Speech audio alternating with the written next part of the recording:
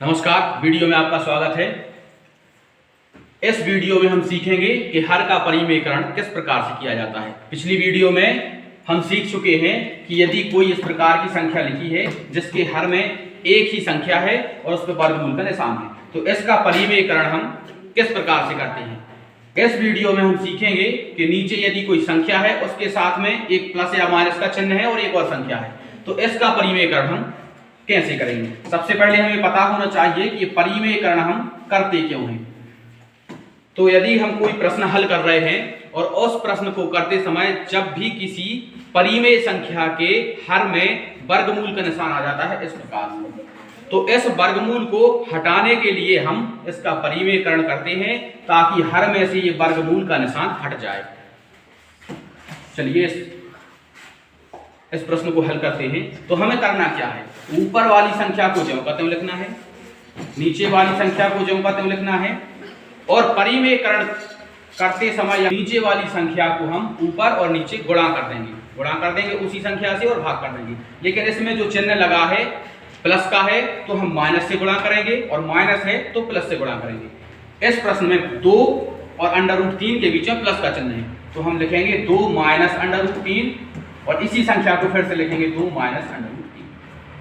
ठीक है, यहाँ प्लस लगा है इसलिए हमें माइनस से गुणा करना है, और यदि यहाँ माइनस होता तो हम प्लस से गुणा करेंगे। अब ऊपर वाली संख्या का हम गुणा कर देंगे, तो इस 2 का गुणा इस दोनों संख्याओं में होगा, और नीचे 100% हर बार ऐसा होगा कि नीचे एक सर्वसमीका बन जाएगी। किस प्रकार की, इसको हम a माने तो ऐसी संख्या यहाँ पर है, और इसको हम b माने तो ऐसी संख्या वहां पर है। a + b और a - b वाली सर्वसमीका बन जाएगी। नीचे वाले जो हर हैं इनको हम सर्वसमीका से हल करेंगे। ऊपर हम गुणा कर देते हैं, 2 लिख लिया, और उसके बाद इसको हमें लिखना है कोष्टक में, और नीचे हम लिखेंगे a + b a - b।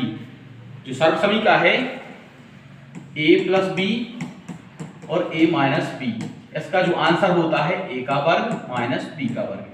दोनों हरों में इस प्रकार से हमें दिख रहा है, तो हम इनको ऐसा लिखेंगे कि पहले वाले का वर्ग माइनस दूसरे वाले का वर्ग। तो पहले नंबर यहाँ 2 है तो हम लिखेंगे 2 का वर्ग और माइनस पीछे वाले का वर्ग मतलब √3 का वर्ग।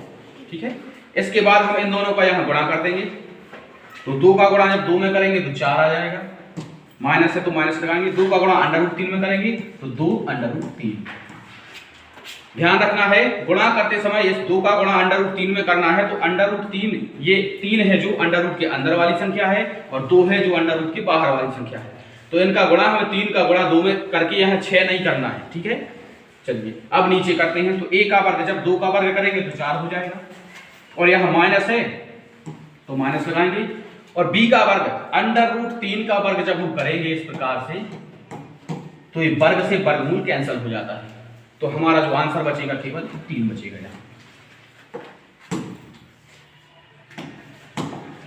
इसके बाद ऊपर वाला ज्यों का त्यों, और नीचे हम 4 में से 3 घटाएंगे तो 1 बचेगा, और हम जैसा कि हम जानते हैं कि हर में 1 लिखने का कोई मतलब नहीं है, तो ये इसका आंसर हो गया। इस प्रकार से हम हर का परिमेयकरण करते हैं, और हम देख सकते हैं कि हर में जो भी संख्या लिखी हुई है उस पर अब वर्गमूल नहीं है। जिस प्रकार से यहाँ वर्गमूल था, अब वर्गमूल का निशान, करनी का निशान अब नहीं है। ठीक है, तो परिमेयकरण का यही उद्देश्य होता है। आइए एक और प्रश्न हल करते हैं तो आपको और अच्छे से समझ में आ जाएगा। ये प्रश्न लिखा हुआ है, इसमें ऊपर भी √ है और नीचे भी √ है। ऊपर वर्गमूल है, इससे हमें कोई मतलब नहीं है, नीचे वर्गमूल नहीं होना चाहिए।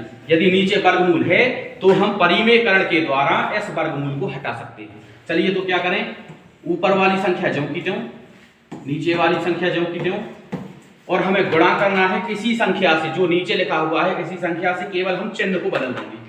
तो यहाँ है 3 + √2, तो हम यहाँ लिखेंगे 3 माइनस √2, और वही संख्या ज्यों की त्यों नीचे लिखेंगे।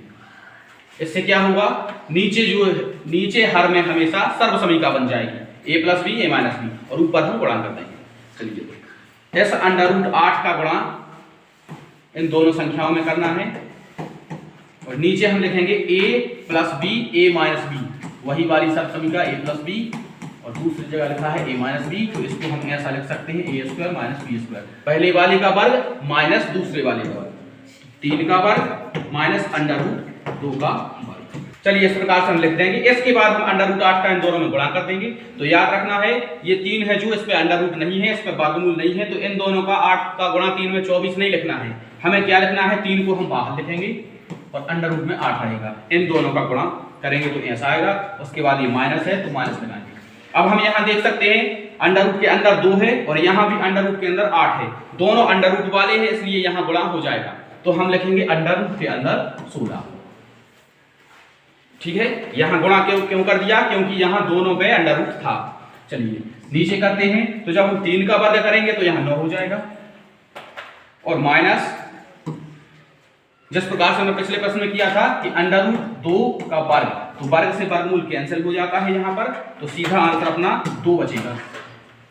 तो यहां हम लिखेंगे 2, 3 अंडर रूट 8 माइनस 16 को हम इस प्रकार से लिख सकते हैं 4 के ऊपर 2 की घात।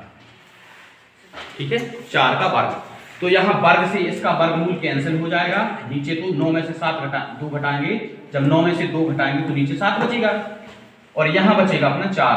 तो अपना जो फाइनल आंसर है वो इस प्रकार से होगा 3 अंडर रूट 8 माइनस ये वर्ग से वर्गमूल कैंसिल हो गया तो यहां 4 बचा और नीचे 7। ये अपना आंसर आ गया। ये हर का परिमेयकरण हो गया है और परिमेयकरण करने के बाद हम देख सकते हैं कि हर में अब वर्गमूल नहीं है। अंश में वर्गमूल हो अथवा ना हो उससे कोई प्रॉब्लम नहीं है, लेकिन हर में वर्गमूल नहीं होना चाहिए। तो यदि आपको ये समझ में आया है तो इस प्रश्न का जवाब आप लोग कमेंट बॉक्स में दें।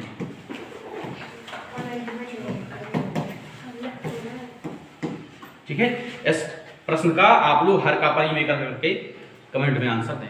Thank you.